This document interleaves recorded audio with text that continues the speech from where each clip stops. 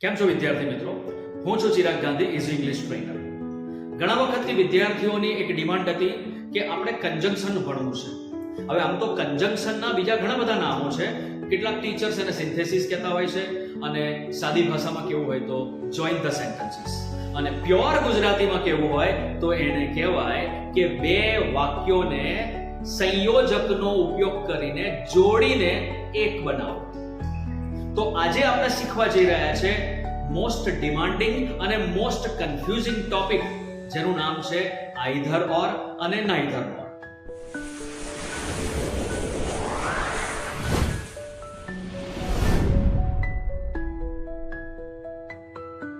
તો આજે સમજીશું આપણે આઈધર ઓર. આઈધર ઓર નો ગુજરાતી અર્થ થાય છે બેમાંથી કોઈ પણ એક. હવે બે શું હોય છે? તો બે વિકલ્પ હોય છે, ઓપ્શન્સ હોય છે, એમાંથી કોઈ પણ એક ઓપ્શન પસંદ કરવાનો, એવો આનો ભાવ છે. આઈધર ઓર બેઝિકલી વપરાય છે હકાર વાક્ય, અને આ આઈધર ઓર વિદ્યાર્થી મિત્રો આપણે રોજિંદી ભાષામાં કાયમ માટે બોલીએ છીએ. જેમ કે આપણે એવું કહીએ કે હું 10મા પછી કાં તો સાયન્સ લઈશ કાં તો કોમર્સ લઈશ, તો બેમાંથી એક તો લઈશ જ, તો પણ આઈધર ઓર નો પ્રયોગ થઈ શકે છે. ભાઈ આવતા મહિને મારી બર્થડે છે તો અમે ઘરે ભોજન લઈશું અથવા તો હોટલમાં જઈશું, બેમાંથી એક તો કરીશું, તો અહીંયા પણ તમે આઈધર ઓર નો પ્રયોગ કરી શકો છો. ભાઈ વેકેશનની અંદર મારા મિત્રો કાં તો માઉન્ટ આબુ જશે કાં તો માથેરાન જશે, બેમાંથી એક તો જશે જ. તો આવા ઓપ્શન્સની આગળ, એટલે કે બે ઓપ્શનની આગળ આઈધર અને ઓર નો પ્રયોગ થાય છે. આપણે વધારે ડિટેલમાં આ સેન્ટેન્સ બોર્ડ પર લખેલ છે એના દ્વારા આપણે સમજવાનો પ્રયત્ન કરીએ, તમને જરૂરથી સમજ પડી જશે. તો જોઈએ ત્યારે પહેલું સેન્ટેન્સ છે ગીવ મી એ પેન. મને પેન આપો. ગીવ મી એ પેન્સિલ. મને પેન્સિલ આપો.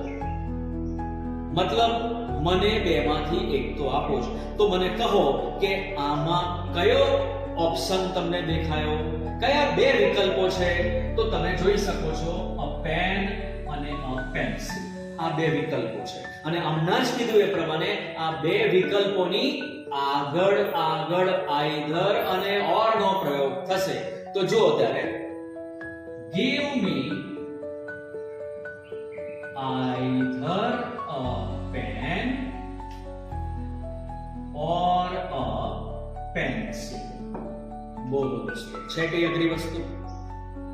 બીજું સેન્ટેન્સ સમજવાની કોશિશ કરીએ કે Riya will stand first. Riya પ્રથમ નંબરે આવશે. Priya will stand first. Priya પ્રથમ નંબરે આવશે. એનો મતલબ બેમાંથી એક તો આવશે જ. તો કયા બે વિકલ્પો તમને દેખાયા? રિયા અને પ્રિયા. આ બેમાંથી એક, અને આ બે ની આગળ આઈધર અને ઓર વપરાય. જેમ કે આઈધર રિયા ઓર પ્રિયા. બાકી બધું બેઠું જવા દેવાનું. Will stand first. સમજ પડી દીકરાઓ? આગળ જોઈએ. આઈ વિલ ગો ટુ મુંબઈ. હું મુંબઈ જઈશ. આઈ will go to Mount Abu. હું માઉન્ટ આબુ જઈશ. બેમાંથી એક જગ્યા પર તો જઈશ જ. તો આમાં વિકલ્પો કયા મળ્યા તમને? તો મુંબઈ અને માઉન્ટ આબુ. દોસ્તો અહીંયા એક ટ્રીક છે. તમને પ્રશ્ન થાય કે સાહેબ આ ટુ જે છે બે જગ્યા પર, એને શું કરવાનું? એક વાર લખવાનું કે બે વાર લખવાનું? દોસ્તો આ ટુ જે છે એ પ્રેપોઝિશન છે, અને પ્રેપોઝિશનને છૂટું ના પડાય એને વિકલ્પની સાથે જ લેવું પડે. જેમ કે to Mumbai, to Mount Abu. તો વાક્ય કંઈક આવું બનશે કે I will go either to Mumbai or to Mount Abu. પ્રેપોઝિશનને છૂટું ના પડાય નહીં તો સેન્ટેન્સ તમારું ખોટું પડી જશે. આગળનો પોઈન્ટ જોઈએ કે my father was at market. મારા પપ્પા બજારમાં હતા. he was at office. તે ઓફિસમાં હતા. મતલબ બેમાંથી એક જગ્યા પર તો હતા જ હતા. તો સર્વપ્રથમ આપણે વિકલ્પો શોધી નાખીએ. કયા બે વિકલ્પ છે કે જેની આગળ આપણે આઈધર ઓર નાઈધર નોર મૂકવાનું છે. તો પહેલા વાક્યમાં વિકલ્પ મળ્યો આપણને માર્કેટ અને બીજામાં મળ્યો ઓફિસ. ફરી પાછું આવ્યું પ્રેપોઝિશન દીકરાઓ. આ એટ શું છે? પ્રેપોઝિશન છે. અને પ્રેપોઝિશન એટલે તમને ખબર છે સમય અને સ્થળ બતાવતા શબ્દો. એને છૂટા ના પડાય, એને એની સાથે જ લઈ લેવા પડે. જેમ કે my father was either at market or at office. ખ્યાલ આવી ગયો? તમે માર્કિંગ કરતા રહેજો દોસ્તો કે બધા વાક્યોમાં ભાવાર્થ હકાર જ છે અને હકાર ભાવાર્થમાં જ આઈધર ઓર નો પ્રયોગ થાય છે. જોઈએ પાંચમું સેન્ટેન્સ કે the barber cut the hair with a scissor. ભાઈ બાર્બર એટલે વાળંદે હજામે કાતર વડે વાળ કાપ્યા. he cut the hair with trimmer. એને ટ્રીમર વડે વાળ કાપ્યા. આજકાલ તો આ ટ્રીમર બી આવે છે ને, બરાબર છે? તો બે વિકલ્પો કયા મળ્યા? scissor, trimmer. ફરી પાછું આવ્યું preposition with. એને છૂટું ના પાડતા દોસ્તો, નહીં તો ચોકડી. સમજી ગયા? એને એની સાથે જ રાખવાનું છે. એટલે વાક્ય કંઈક આવું બનશે કે the barber cut the hair either with a scissor or with trimmer. ખ્યાલ આવી ગયો? તો આ ટોપિકની અંદર તમારે બે બાબતો ધ્યાનમાં રાખવાની છે. પહેલી વાત, બે વિકલ્પોની આગળ આવે.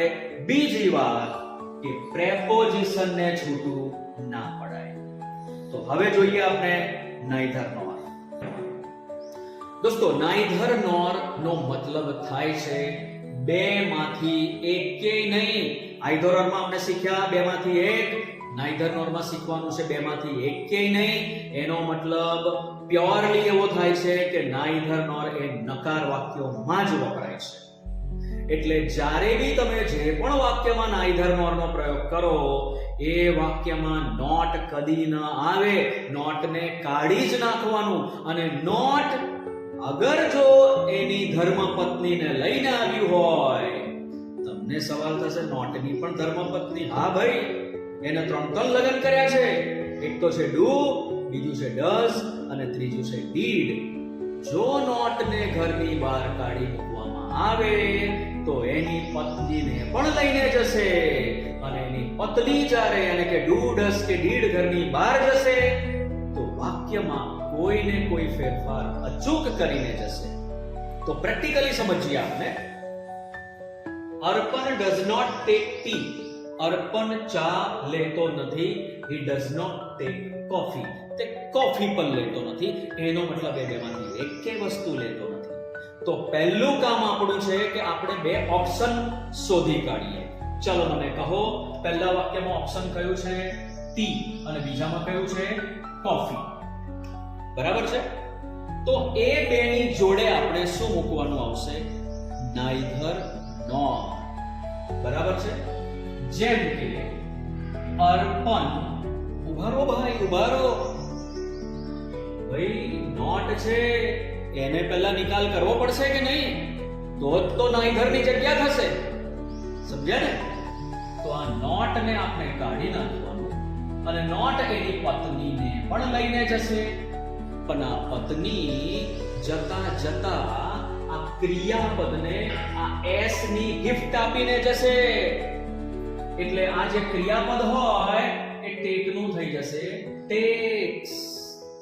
જ્યારે જ્યારે ડઝ આવે અને જ્યારે જ્યારે એને કાઢવાનું થાય ત્યારે ક્રિયાપદને s ની ગિફ્ટ આપીને જ જશે. સમજીએ. અર્પણ એટલે વાક્ય એવું બનશે, અર્પણ takes neither tea nor coffee. Idea આવી ગયો? બીજું સેન્ટેન્સ સમજીએ આપણે. શ્લોક did not obey his parents. શ્લોક એના પપ્પા મમ્મીની આજ્ઞાનું પાલન કરતો નથી. He did not obey his teachers. તે તેના શિક્ષકોની પણ આજ્ઞાનું પાલન કરતો નથી. આમાં નથી શબ્દ આવે એટલે નાઈધર નોર જ મૂકવાનું યાદ રાખજો. બરાબર છે? પરીક્ષામાં તમને વિકલ્પો આપશે અને જ્યારે આવી રીતે નથી આવે એટલે તમારે નાઈધર નોર જ મૂકી દેવાનું. તો અહીંયા બે વિકલ્પો કયા છે? his parents અને his teachers. અને આ બે વિકલ્પોની આગળ શું આવશે? નાઈધર નોર. પણ ઉભારો નાઈધર ની જગ્યા કરવી પડશે, કારણ કે આ વાક્યમાં તો નોટ પણ રહેશે, એની જગ્યા કરવી પડશે ને આપણે. તો જુઓ, આ નોટ ને આપણે કાઢી નાખીશું અને નોટ હમણાં જ આગળ વાત કરી એ પ્રમાણે લગ્ન થઈ ગયું છે એનું, એટલે એની પત્ની ડીડ ને પણ લઈને જશે. પણ આ ડીડ કઈ સીધી સાદી નથી. ઘર છોડતા પહેલા એના સસરાને કંઈક આપીને જશે. આ ઓબે છે તેનું ઓબેડ થઈ જશે. ભૂતકાળ હોય તો ભૂતકાળ થાય ક્રિયાપદનો, વર્તમાન કાળ હતું તો એસ હતું તો એસ લગાડીને આપ્યું, અને ના હોય તો ના આપે, જે હોય એ આપીને જાય. બરાબર છે? એટલે વાક્ય કંઈક આવું બનશે કે શ્લોક obeyed neither his parents nor his teachers. Idea આવી ગયો? નોટ ક્યારે નાઈધર સાથે રહે નહીં. એક મ્યાનમાં બે તલવાર રહે મિત્રો, ના જ રહે. એટલે નાઈધર ની જગ્યા કરવા માટે તમારે નોટ નો છેદ ઉડાવવો જ પડશે. અને નોટ એકલો જતો નથી, એની જોડે ડુ, ડસ, ડીડ હોય એને પણ લેતો જાય છે. બરાબર છે? જોઈએ ત્રીજું વાક્ય. Tanuja is not rich. Tanuja માલદાર નથી. She is not intelligent. તેની બુદ્ધિશાળી પણ નથી. તો બે વિકલ્પો કયા મળ્યા તમને? રીચ અને ઇન્ટેલિજન્ટ. બરાબર છે? તો એ બેની આગળ મુકતા પહેલા જોઈ લેવાનું, નોટ ને ના પાડી દેવાની. અને અગર નોટ ની જોડે એની પત્ની હોય તો એની પત્નીને પણ ઘરની બહાર કાઢી મૂકવાની. પણ આ કેસમાં નોટના લગ્ન જ નથી થયા ભાઈ. બરાબર છે? એટલે એકલા નોટને જ આપણે વાક્યરૂપી ઘરની બહાર કાઢવો પડશે. તો જુઓ, નોટને આપણે કાઢી નાખીએ, બે સેન્ટેન્સમાંથી નીકળી જાય. બરાબર છે? એટલે આવું બનશે, Tanuja is neither rich nor intelligent. સમજ પડી ગઈ? બરાબર? ના ખ્યાલ આવ્યો હોય તો વિડીયોને તમે રિવર્સ કરીને પણ જોઈ શકશો. આગળ શું? they do not earn name. તેઓ નામ ન કમાયા. they do not earn fame. તેઓ કીર્તિ પણ ના કમાયા. એનો મતલબ બેમાંથી એકેય ના કમાયા. તો બે વિકલ્પો કયા છે? નેમ અને ફેમ. તો એ બેની આગળ શું મૂકવાનું છે? નાઈધર નોર. પણ ચેક કરી લેવાનું, નોટ ને કાઢી નાખવાનું. જો એની વાઇફ હોય તો એની વાઇફને પણ કાઢી મૂકવાની છે. બરાબર છે? તો આ કેસમાં નોટ ને કાઢીશું. બાજુમાં ડુ નામની એની વાઇફ છે, એને પણ કાઢીશું. જો ડઝ હોત તો અર્ન નો થઈ જાત અર્ન્સ. ડીડ હોત તો અર્ન નો થઈ જાત અર્નેડ. પણ અહીંયા તો કશું જ નથી, એટલે જેસે થે ક્રિયાપદમાં કોઈ ફેરફાર નહીં થાય. જેમ કે they earn neither name nor fame. સમજ પડી ગઈ? આગળ જોઈએ. I will not attend the meeting. હું મીટિંગમાં હાજરી નહીં આપું. My brother will not attend the meeting, મારો ભાઈ પણ મીટિંગમાં હાજરી નહીં આપે. એનો મતલબ અમારા બેમાંથી એકેય જણ મીટિંગમાં હાજરી નહીં આપે.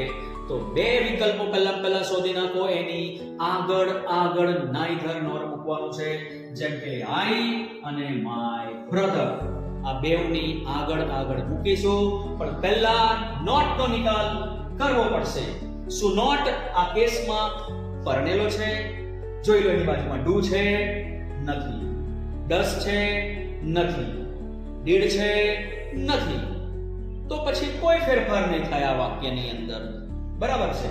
એટલે આપણે મૂકવાનું નાઈધર આઈ નોર માય બ્રધર, બાકી બધું બેઠું આવશે.